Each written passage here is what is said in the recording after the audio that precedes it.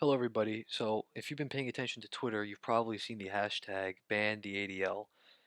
It was trending the other day. It got up to number one, and I don't think it's trending anymore. Uh, and in this video, I kind of want to explain why the ADL should be banned and why you should be posting this hashtag on Twitter to kind of bring awareness to this. And what I'm going to do here is I'm going to give you 5 reasons for why they should be banned. And hopefully this will kind of, if you're not really sure, if you don't really know much about the ADL, I do suggest you look into their history. I'm not going to get into that today because it's going to take a long time to kind of explain that.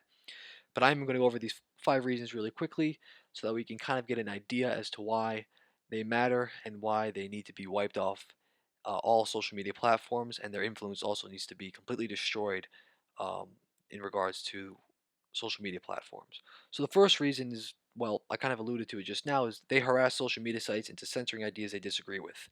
And in particular, it's ideas that are, very left wing, um, very pro Israel, pro Jewish, um, all those sorts of things. If you don't agree with those ideas, then you're pretty much, you are considered to them a domestic terrorist threat, and they pressure social media sites into basically banning these people. And if they don't, then they boycott these sites, which causes significant financial harm to and also not only financial harm but also reputational harm to the social media platforms. Even Elon Musk himself says that Twitter was kind of in a stranglehold with the ADL.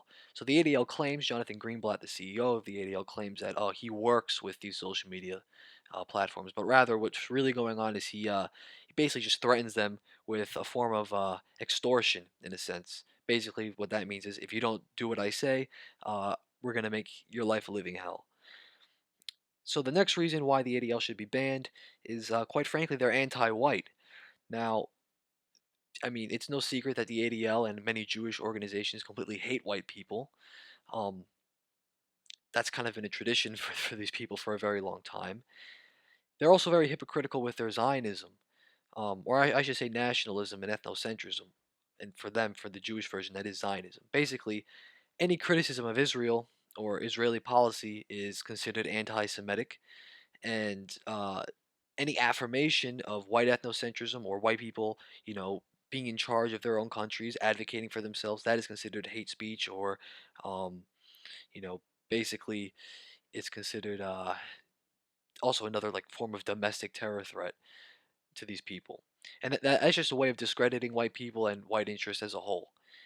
So, and also to add on to this, I mean, this doesn't just go for like small political, uh, you know, activist groups that are pro-white and that are ethnocentrist or ethno-nationalist. This also goes for Iceland. In Iceland, they considered banning circumcision because, and I believe rightly so, it is a form of genital mutilation. Well, the ADL said that if they do that, they're going to basically use their power to ruin the reputation of Iceland and destroy their economy. Um, so basically, if your nation doesn't submit to the interests of Jewish culture, or basically just Jews, your nation is not worth surviving, according to the ADL. So for the ADL, especially if you're a white nation, you don't deserve any sovereignty whatsoever. You have to bend your knee to the interests of international Jewish interests. So the fourth reason, and this is pretty obvious, and I think everybody knows this, is that they dox people. They dox their political opponents. Anyone who disagrees with them, they want to dox and basically shame.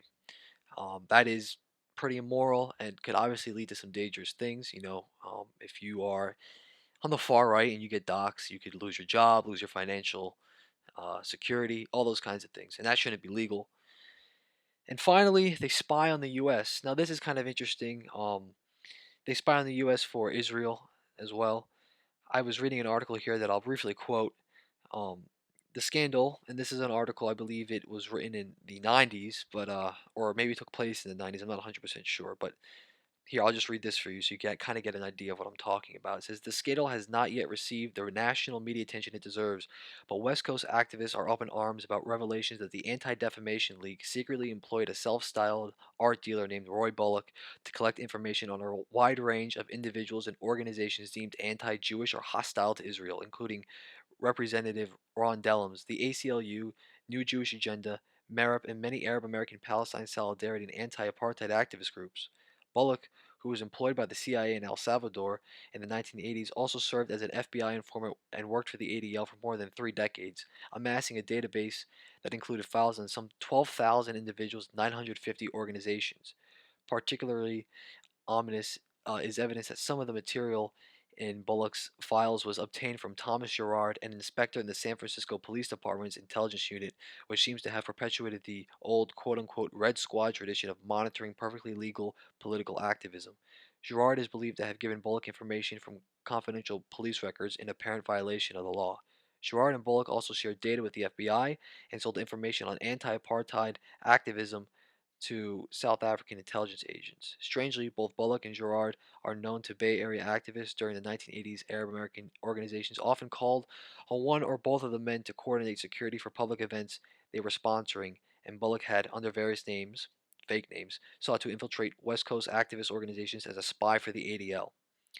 When the ADL funded spying was exposed and the FBI launched an investigation, Gerard quit his SFPD job, I believe that means San Francisco Police Department, and fled to the Philippines. He returned to the U.S. in early May, claiming that he was a CIA agent and that the agency had a contract out on his life.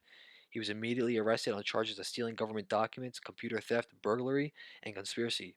For his part, Bullock has insisted that he did nothing wrong since most of the information in his database came from public sources or his own spying, which is interesting because spying is not getting information through public sources. That's actually the opposite. Anyway, the ADL has also denied any wrongdoing and downplayed its connections with Bullock and Gerard. Unconvinced, police and FBI agents will raided the ADL's offices in San Francisco and Los Angeles in early April, seeking evidence that the organization had participated with Bullock and Gerard in a criminal conspiracy to obtain confidential information.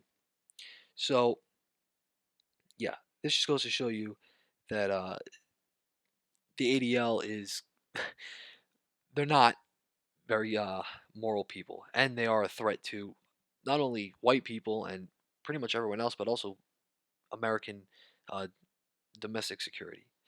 I should also add this part here in the article. I forgot to add this. The scope of the ADL's espionage activities and the extent of its links with U.S., Israeli, and South African government agencies may come as a surprise, but the ADL's active monitoring of critics of Israel should not.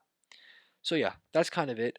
I hope this kind of gave you a good idea as to why we should totally get rid of the ADL. I mean, I do think they are a criminal organization in many ways. So yeah.